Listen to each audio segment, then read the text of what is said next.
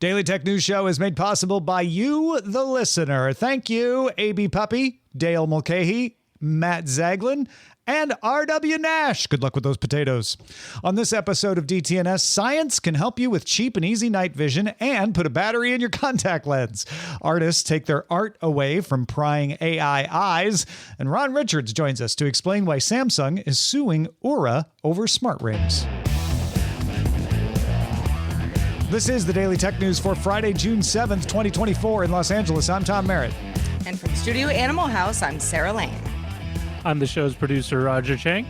And joining us, co-founder of Scorbit and host of Android Faithful, Ron Richards. Yay! Hello. It's good to be back. It's thanks good for to having have me. you.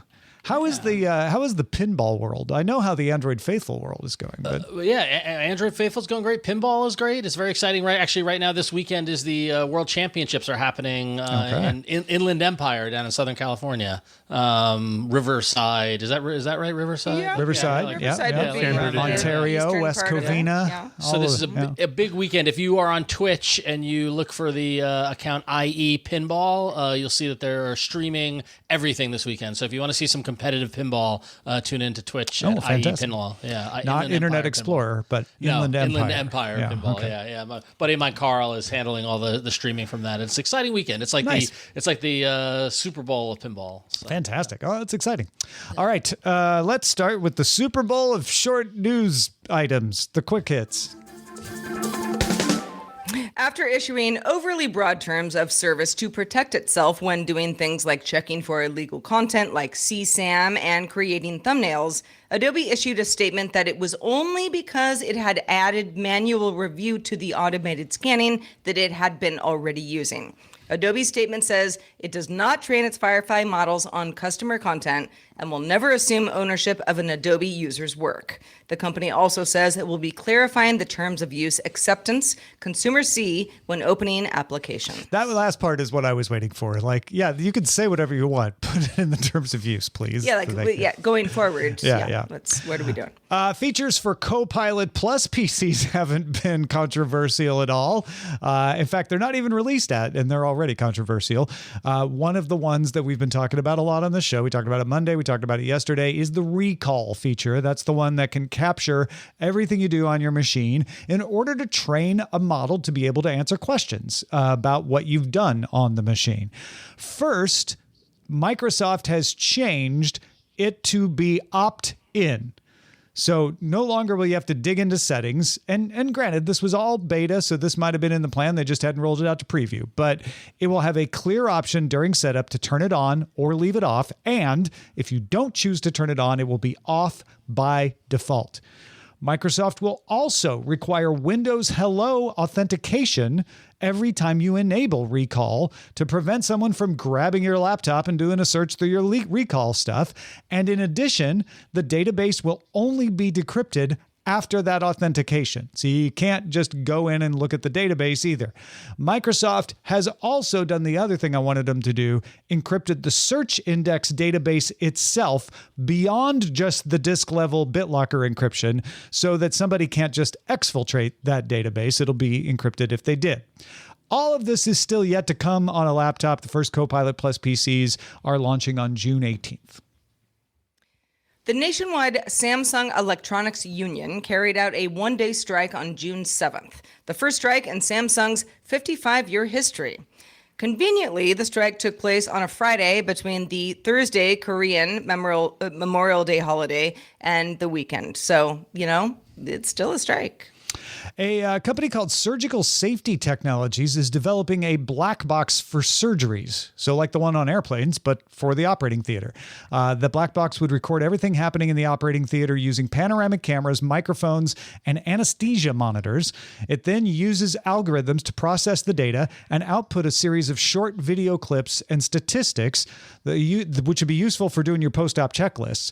The system does not identify patients and staff. It blurs their faces. It distorts their voices. They just want to see what procedures were followed. All recordings auto-delete after 30 days.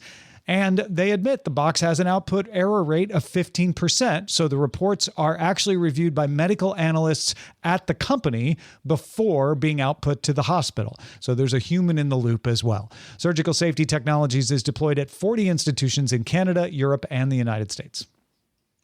Scientists at the University of Michigan AI Laboratory have been using a bank learning model trained on human speech to decode a machine learning model, not a bank, to decode dog barks. Yeah.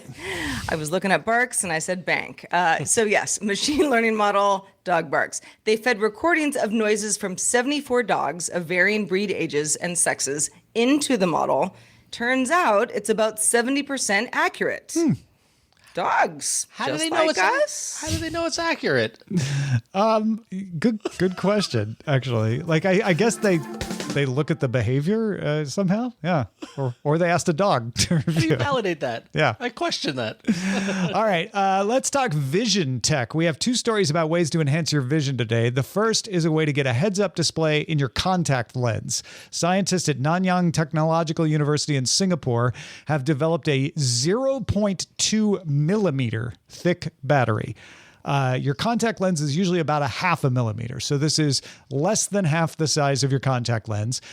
It is not lithium ion. Don't worry, your eyes are not going to explode. It is a biocompatible saline solution coated with glucose.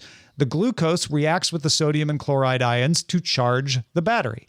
That means it can also be charged by the glucose in your tears. So the more you cry, the more you charge. Oh, I'm a perfect candidate for this. Yeah. The charging is slow. It takes 8 hours of charging to reach 80% capacity when it's plugged in outside of your eyes, and can be used for a couple of hours a day. So they got some work on battery capacity. It's low voltage too, 0.3 to 0.6 volts tops. That's not enough for data storage or even really a network connection of any kind. So they got some work to do on that. They think they can get the voltage up to where you could do network connectivity. But it is low cost. They say the thing is these materials are cheap. So, once you get up to scale, it should only be a few dollars per battery to make these. Okay, so as somebody who wears contact lenses, I wear soft contact lenses. I know there are the hard contact lenses, but I think those are not in as widespread use anymore.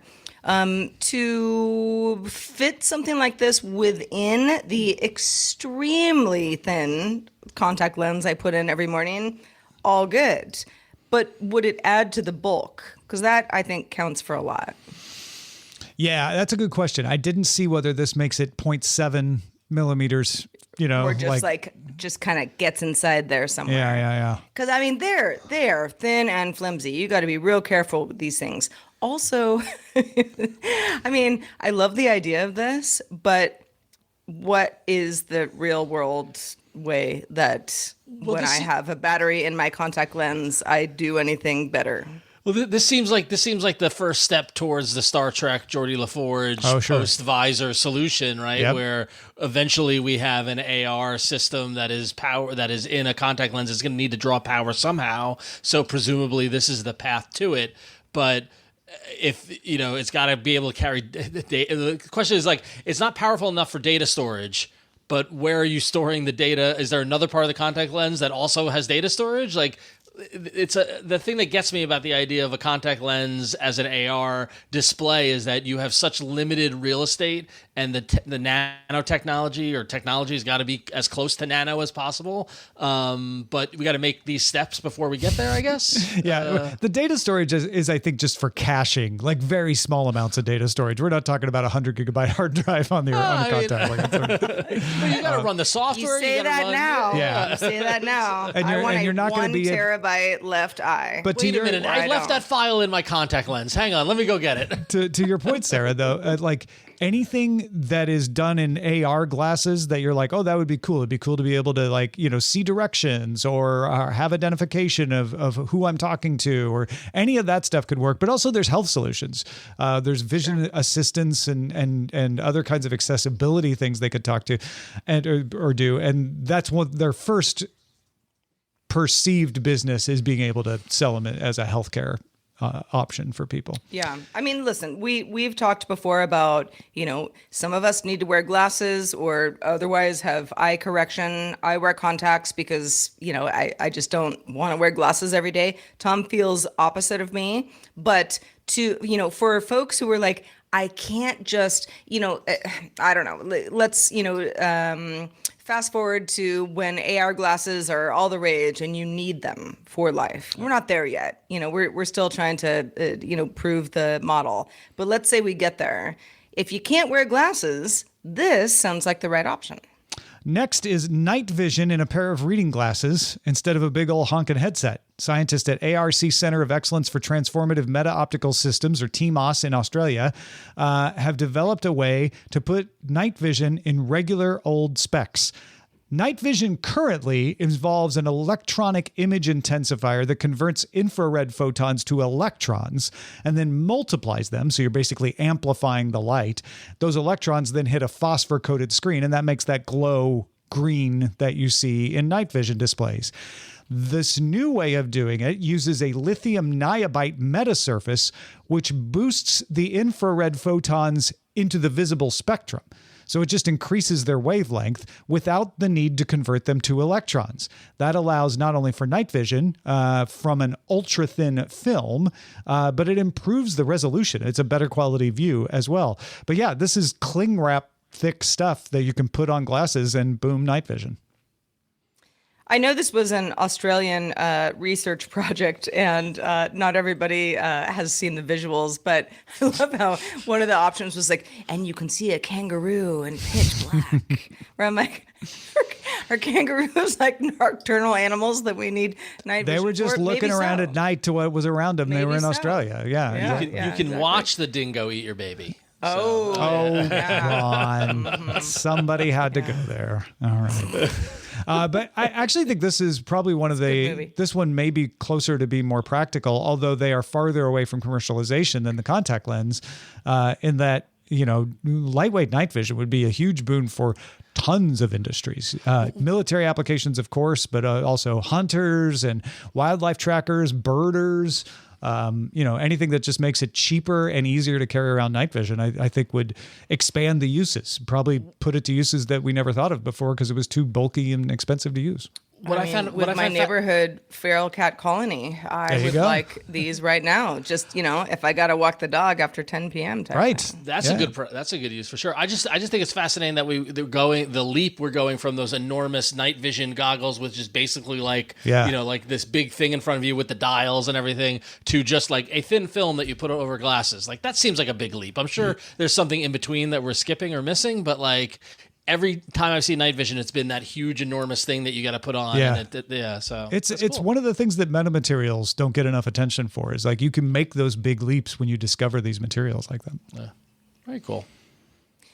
All right. An artist-run anti-AI social platform called Cara, C-A-R-A, founded in late 2022, has struck a recent chord with people who want to share their creative work off of something like Meta-owned Instagram. Cara has grown from 40,000 users to 650,000 users within the last week. That is growth that is always going to get some attention. As a user, you can use both a web or mobile version. Artists can host a portfolio of their work and also post updates to their feed like you would do on X or any other microblogging platform. But you might say, okay, so why the sudden uptick? Well, Meta is using public posts to train its generative AI systems. European users can opt out of being part of that based on GDPR laws, but a lot of other artists can't. TechCrunch spoke to photographer and Cara founder Jingya Zhang, who says that this is the place for artists who don't want to take the risk of their work becoming part of some sort of training data set for AI. Chang wrote on X, using a different medium was irrelevant. My work being available online was irrelevant. Consent was necessary. So I know, there are a lot of social network offshoots that come and go all the time. Sometimes it's too niche to scale. It does sound in Cara's situation that it wasn't supposed to be anything other than a niche thing for artists. Sounds like the uptick in users has been, obviously flattering.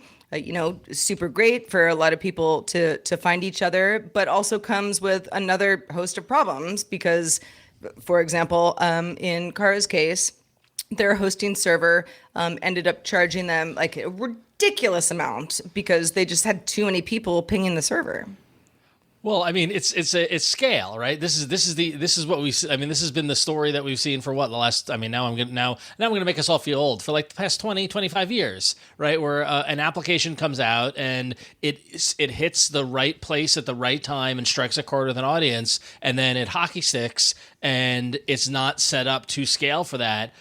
So like while they got charged a crazy amount for their hosting, it's because they drove a ton of bandwidth and like that's what it costs. And now they've got to figure out how to adjust their infrastructure to make it more affordable and all that sort of stuff. But it was funny that we were talking about this earlier because this app hit my radar earlier this week because in the comic book world, the comic book artists all jumped on it and scrambled and were posting where they can, you come find me here, whatever. And it's this new application emergence land grab that seems to happen every 8 to 12 months or so, where there's a new social media platform alternative and everybody rushes and registers and says they're going to start using it, and then usage trails off. So like for Kara's sake, I hope that they are able to figure out how to level their costs and their infrastructure, but then be prepared for the inevitable downtrend that will happen when people don't stick around or move on to the next thing. Yeah, I think it's a great thing. And Chang has done this before, tried to do like artist alternatives to things.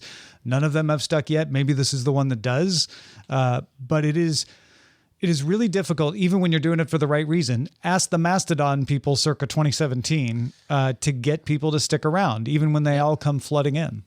Or I mean, Ello. Do you remember Ello? Yeah. Right. Right. Mastodon, obviously. Mastodon, Blue Sky, Hive. Like I could just the run, and it's funny because the reasoning is that, at least for my kind of social circle and the areas that I run, because like AI fear is a real thing. Everybody seems to not want the AI. A whole bunch of people are posting that thing in Instagram stories where like, by posting this, I'm not allowing Instagram to use my stuff for AI, thinking that that's legally binding. It's not. But everybody wants an alternative to Instagram or Twitter or X. I'm not going to call it X. We call it Twix on Android Faithful. But everybody wants some sort of alternative to those platforms, but there's so much scale that the actual act of leaving them to go to another platform becomes too much for people to handle, and they all just settle back on Instagram or on Twitter. Like that's just we've seen this playbook before. Yeah, and it's a challenge to do it as a co-op. You don't have an angel investor who can write a check to cover those big hosting fees you were talking about, Sarah. So again, not saying that any of this stuff means that it's not worth trying, but there are more obstacles to a venture like this succeeding because of that, sadly. Yeah.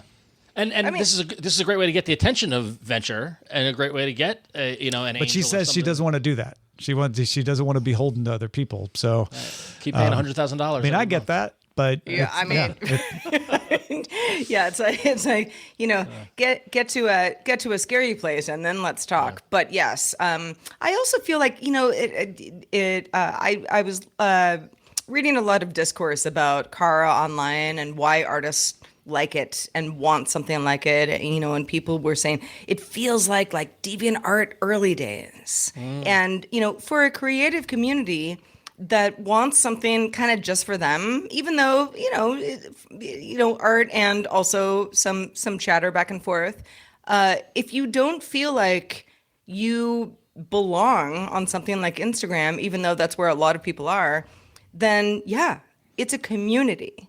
And a community doesn't always have to be like, oh, this is how I leverage my brand. I mean, sure, that's probably what a lot of artists want to do, but being with your peeps, your people, doesn't always have to be about some big sort of corporate thing. And I think that's what Chang and the folks that have volunteered, to help in the effort with Kara are doing. And I applaud them for that. And I agree with you, Sarah. I think the one thing that is missing, or the one thing that's tough with it, is that a friend of mine is a comic book writer by the name of Matthew Rosenberg, and he posted on social around this Kara stuff, and he's like, I'm not setting up an account on Kara because after Blue Sky, Mastodon, Hive, etc., I'm exhausted. Yeah. And that. And he said, I'm not going to spend time and resources to use my art to prop up another service where I'm not getting any sort of compensation. He said, alternatively, go artists, set up a Patreon, set up a Substack, set up a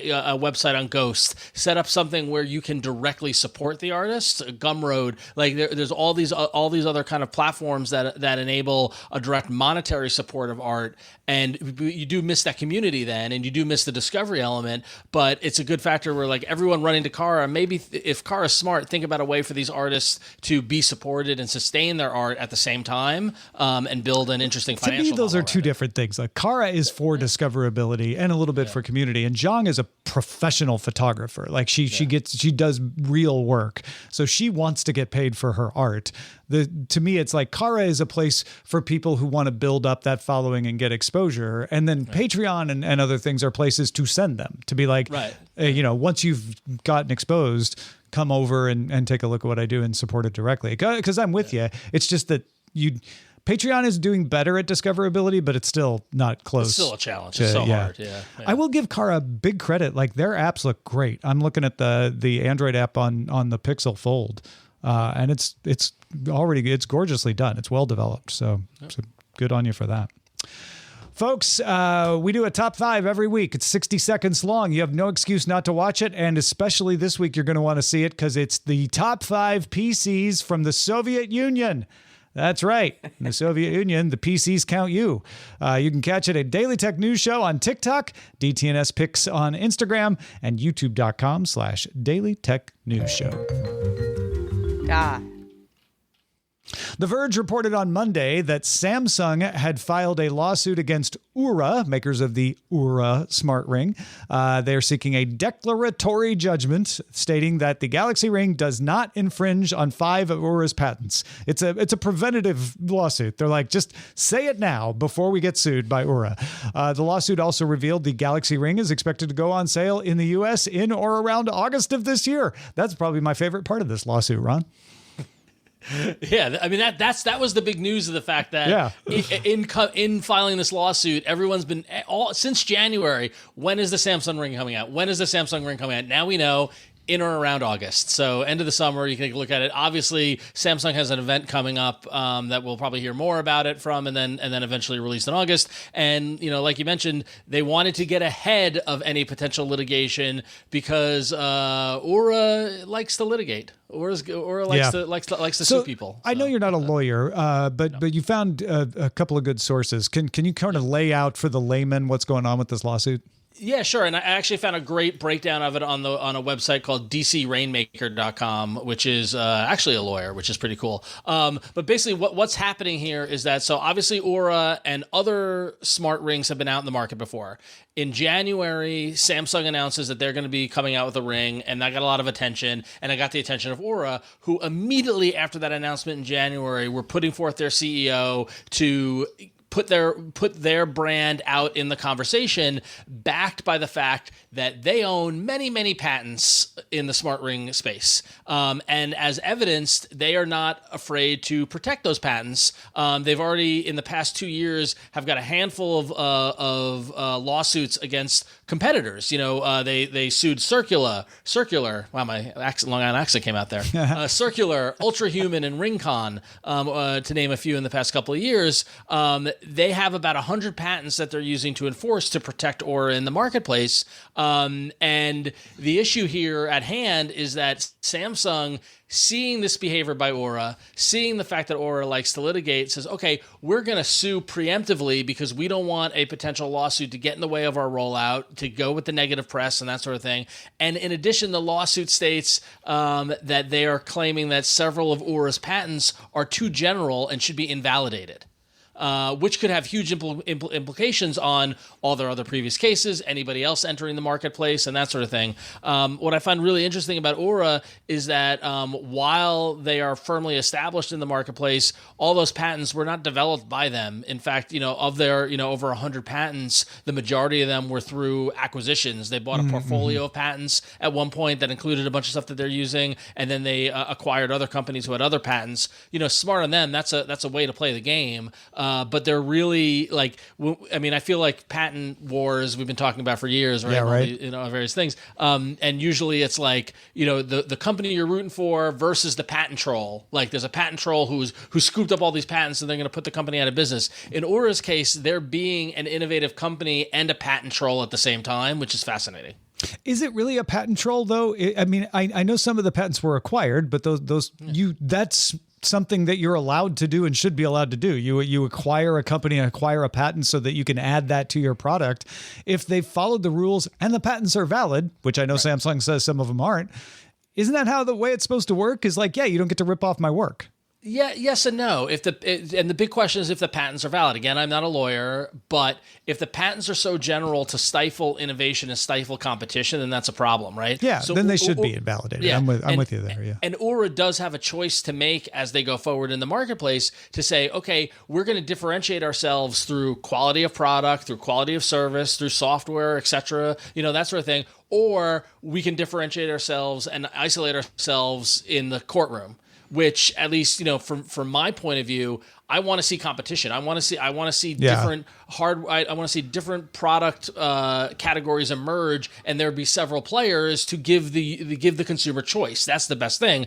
Aura wants to be the only smart ring in the marketplace, which doesn't allow for choice. So. That's the way the patent system works, though. You get a 14-year, domination. Right. Yeah, except again, if the patents are too then they should be thrown out. But if they're valid, so the 5 patents that Samsung has taken umbrage with are a patent around the method and system for assessing a readiness score of a user. Mm-hmm. So the idea of taking your heartbeat and I don't know, I'm not a health expert, but all this stuff and give you a score of what it is. Okay.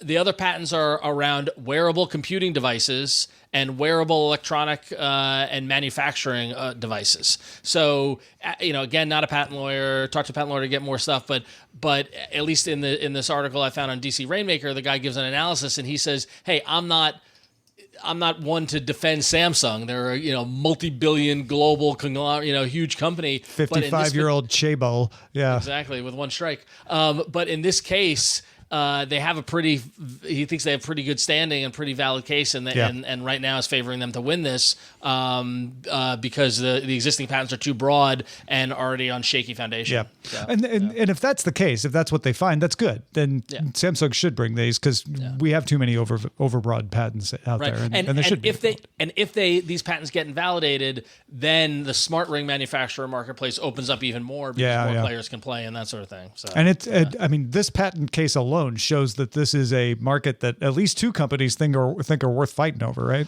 Well, yeah, that's the thing. Aura, despite their patent troll tendencies, are doing very, very well. So according to them, they've sold over 1 million of the rings so far. In terms of, I think they've done 8 rounds of funding where they've raised about $148 million and are currently their last round of fundraising put them at a $2.5 billion valuation. And that was in April of 2022. So when Samsung made that announcement, I think I said it to you, Tom, I think we were talking about it.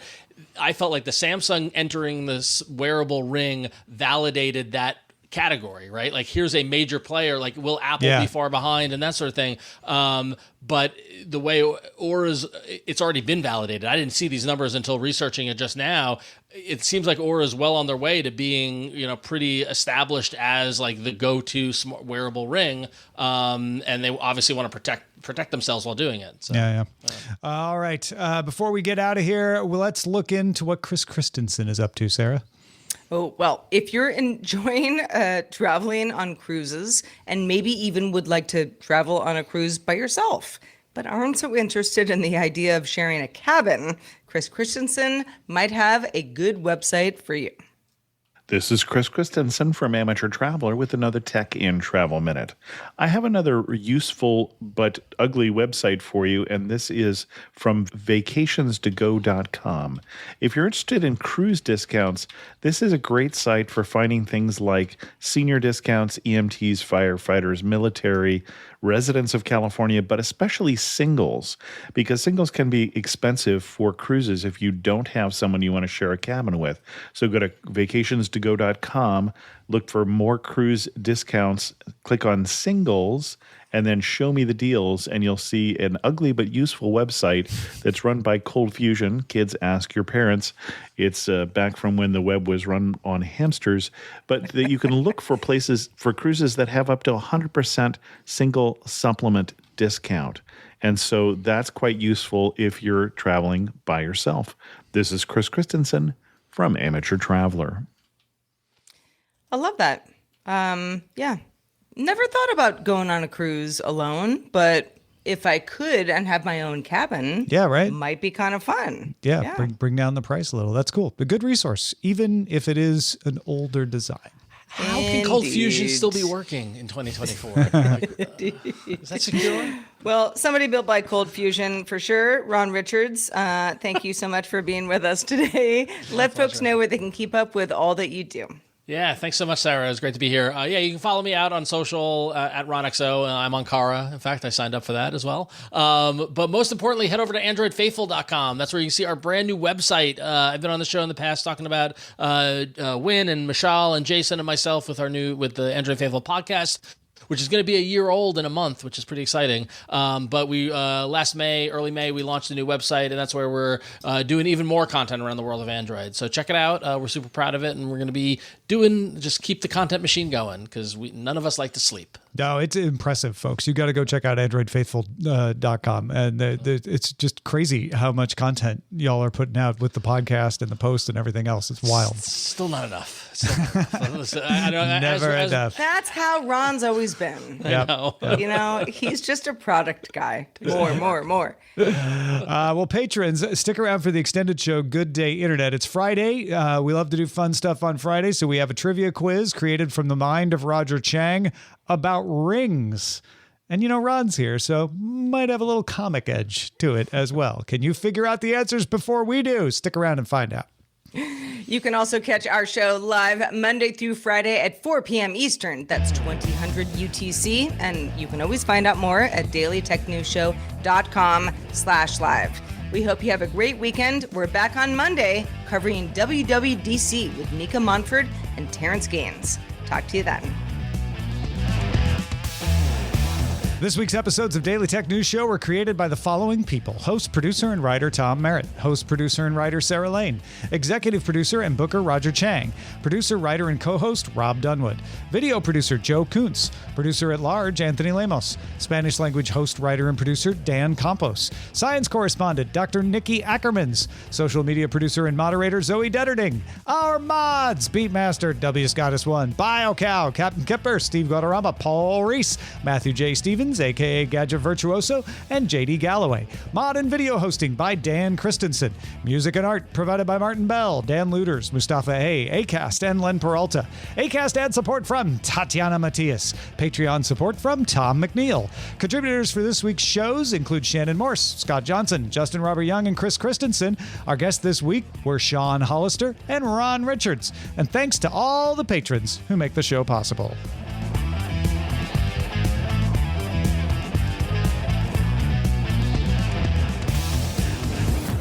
This show is part of the Frog Pants Network. Get more at frogpants.com. Diamond Club hopes you have enjoyed this program.